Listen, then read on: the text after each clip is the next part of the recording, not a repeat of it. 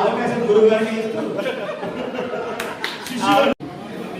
ఏ పాత్రలోనా అర్థం చేసుకొని పాత్ర ప్రవేశం ఆయన యొక్క లక్ష్యం, ఆయన యొక్క ముఖ్య లక్షణం. స్టేజ్ మీద ఆ పాత్రకు జీవం పోస్తూ ప్రేక్షకుల హృదయానికి కనెక్ట్ అయ్యే విధంగా చేయగల సమర్థుడు సవ్యసాచి శ్రీ మొట్టే రాంబాబు గారు. మొట్టే రాంబాబు గారు ఉభయ తెలుగు రాష్ట్రాల్లో ఆయన ఆడని నాటక రంగస్థలం లేదు. ప్రతి డయాస్ మీద ప్రఖ్యాత, ప్రతి డయాస్ మీద కూడా వారి అడుగులతో నటన చేసినటువంటి మహనీయులు మొట్టే రాంబాబు గారు. మొట్టే రాంబాబు గారు సత్తనపల్లిలో చాలా తక్కువ మందికి తెలుసు, రాష్ట్ర వ్యాప్తంగా చాలా ఎక్కువ మందికి తెలుసు. ఇప్పుడు గురువు గారు శ్రీ మొట్టే రాంబాబు గారికి ముచ్చటగా 3,000 రూపాయలు వారికి పరాభావ సంవత్సరం కుశోదయ అవార్డును ప్రకటిస్తున్నారు గురుగారు శ్రీ పెద్దమనేని పాములయ్య గారు. ముచ్చటగా 3,000 రూపాయలు వారిని ఆశీర్వదిస్తూ శిష్యుడికి సగర్వంగా గర్వంగా సమర్పిస్తున్నటువంటి అవార్డు కుశోదయ అవార్డు.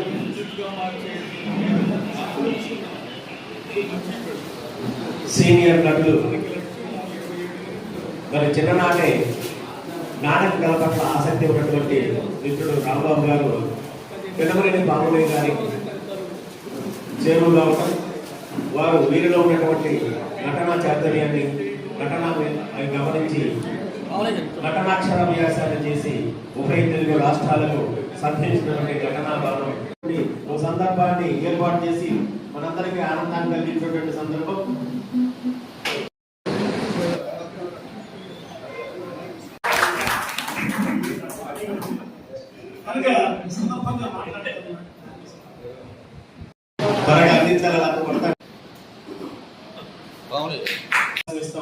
తెలుగు భాషలో ప్రాథమిక పాఠశాల కుర్చలపల్లి సుందరయ్య విజ్ఞాన కేంద్రం మరియు ఉషోదయ కళా పరిషత్ వారు సంయుక్తంగా అభినందిస్తూ ఈ ఉగాది పురస్కారాన్ని ఈ ఉగాది వేళ ఈ పండుగ సంబంధంగా వారిని గౌరవిస్తుంది ఈ వేదిక.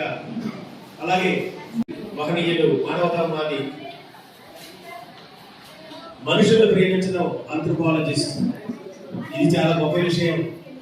మనిషిగా పుట్టి మానవత్వాన్ని చక్కని కొత్తగా రైతు బిడ్డని సత్కరిస్తున్నటువంటి సన్నివేశాలను చూస్తా ఉన్నాం.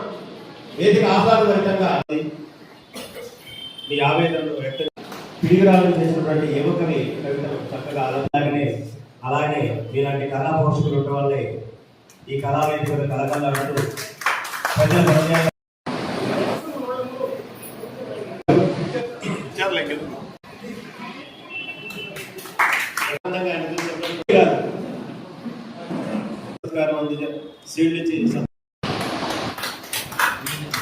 గద్దె జలవయ్య గారు, దిగ్విజయం చేసినటువంటి శ్రీమూర్తి మహిళామూర్తి గద్దె ఉమా గారు, తమ్ముడు గద్దె రాఘవ గారు ఆనందిస్తుంది వేదిక.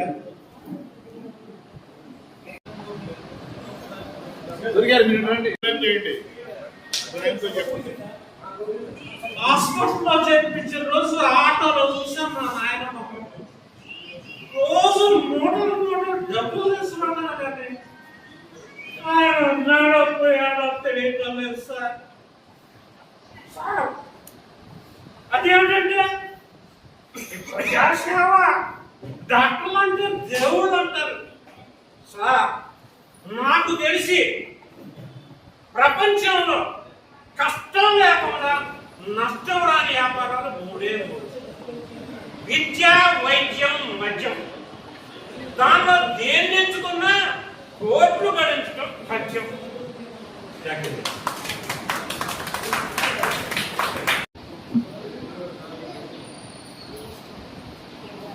ప్రపంచ శాంతి వర్ధిల్లాలి, శాంతిని క్రాంతిని వ్యాపింపజేయాలి. సహనం సమయస్ఫూర్తితో మెలగాలి. ఆలోచన అవగాహన పెంపొందించాలి. ఆయుధం సాయుధం విడనాడాలి. సమసమాజం సమానత్వంతో మెలగాలి. విద్యా వైద్యాన్ని అందుబాటులో ఉంచాలి. కార్మిక శ్రామికులకు ఉపాధి కల్పించాలి. వర్ణ విభేదాలను రూపుమాపాలి. వర్ణ విభేదాలను రూపుమాపాలి. ఎక్కువ తక్కువ అరమరికలను సరిచేయాలి. ఎక్కువ తక్కువ అరమరికలను సరిచేయాలి. కులం మతం ప్రాంతాన్ని విడనాడాలి. కులం మతం ప్రాంతాన్ని విడనాడాలి. బలహీనులపై బలవంతుల పరాక్రమం నిలువరించాలి. బలహీనులపై బలవంతుల పరాక్రమం నిలువరించాలి. దోచుకోవడం దాచుకోవడాన్ని అడ్డుకోవాలి. దోచుకోవడం దాచుకోవడాన్ని అడ్డుకోవాలి. ఆకలిని అరికట్టాలి. ఆకలిని అరికట్టాలి. మానవత్వాన్ని పరిణింపజేయాలి. మానవత్వాన్ని పరిణింపజేయాలి. ప్రపంచ శాంతిని వర్తింపజేయాలి. ప్రపంచ శాంతిని వర్తింపజేయాలి. థ్యాంక్ యూ ఫర్ నా కలం పేరు స్ఫూర్తి.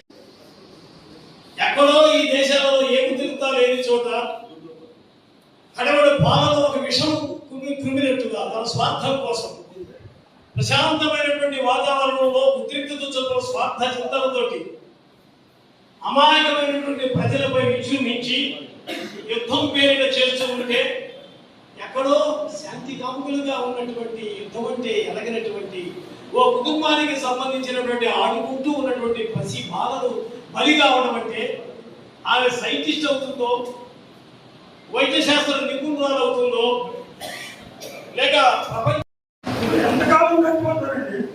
ఇల్లు పట్టనే వస్తుంది, ఎప్పుడు సమస్య ఉంటుంది కదా. కాబట్టి మనం శాంతిని నమ్ముకోవాలా, శాంతి ఇది కావాలి.